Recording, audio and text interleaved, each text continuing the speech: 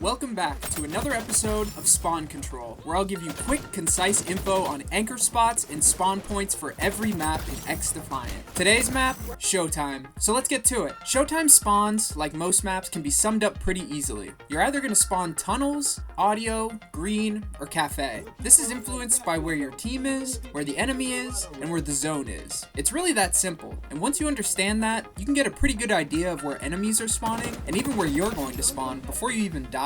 We're starting on bad side here, so to flip spawns in preparation for the next zone, I typically like to push up the left side. I like going left because I know I can typically expect an enemy or two right off the rip here, so I can kind of play towards spawns and get involved on the first zone at the same time. But if you really want to help your team and want to flip those spawns ASAP, I'd just hit the far right green room. I swear, people aren't really going this way, and if they are, they're not expecting you to be. I don't really like hitting P2 from green side at all though, because I feel like the entries are just really tough. You kind of just have to funnel, and there's so many angles to cover while the enemy's all stacked on high ground head glitches. If you're playing from good side, I just like to start by holding the caves for a bit because people are always sprinting past the minecarts and up the stairs. Once you get a few kills here, the enemy isn't really going to want to push that for a second. So you can move up to this top cut, which lets you help mid. You can check for an enemy push from the green room side. You can check the right side push too. You just have to make sure the enemy doesn't get through cave and into cafe. This is why going into P2, I want to be in control of this entire back building, particularly this back cafe room. As long as enemies aren't looking in here, my team can spawn close to the hill. Now, this goes for defending and attacking the hill. If you really want to get a good chance at breaking this zone, don't just run in. Get control of cafe, get your teammates some close spawns, and suddenly this one-man mission has become a team push.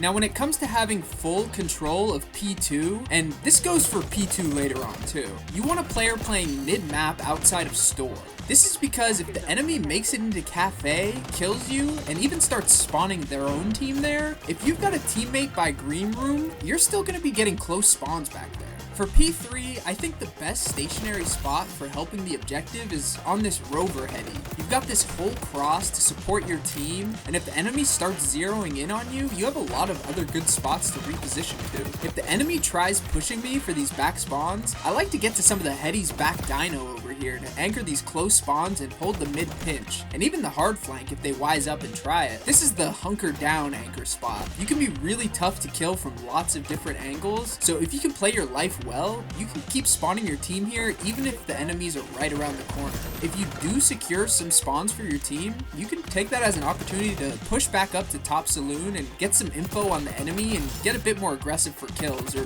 even just play the rotation off that info. If the enemy ends up making the proactive play and floods the back, you can still hold a formidable position from the other side of top saloon, and your team is still going to be getting some decent spawns around the corner as well. I would even say I like this setup more sometimes, but you give up a lot of map control stacking on top of the hill like this. Really, you just want to make sure you're patrolling back and forth top saloon, because you have access to everything up here. If you can play your life well, you can farm kills mid, help the objective front, cover the back, everything from up here. Rotating to P4 from back dino is really easy too, because the enemy's typically focused on mid and caves right now. I think breaking and holding P4 the right way starts with getting to front P2 and controlling through crossfires from the middle of the map.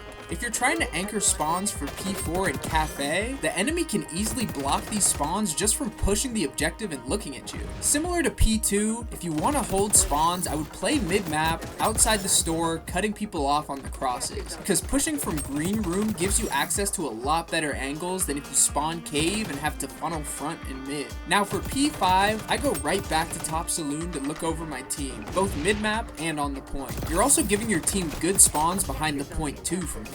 But also, if the enemy starts pushing up trying to block those spawns, you can still give your team cave spawns, which even though it's not close, it'll still give your team a safe path back to the zone. This might be a faded take, but I think this is probably the best zone on the map to have bad side for, if you have control of the zone. If the enemy's got good side and they're in the zone, then you're forced to hit these choke points. But if you can get past those, the zone has a lot of good spots for bad side to turtle, with good head glitches, easy flank coverage, and even the ability to break line of sight on gunfights from the front entirely. I still prefer top saloon side though. You can go from controlling all of middle from a bunch of different spots to overlooking the zone easily. And like I said, if you don't have control of the zone, pushing through 2 narrow doorways against decent players' pre-aims can feel impossible. Thanks for watching the video. If you want to see more spawn control guides like this one, subscribe to the channel. And a special shout out to subscriber number 287, AliPro0077. If you want a special shout out at the end of the next video, subscribe and drop your sub number in the comments. We're about to hit 600 subs already. It's still so crazy to see new subscribers and commenters coming in every day. Everyone has been so respectful and motivating in the comments. It really pushes me to keep putting these videos out for you guys. So again,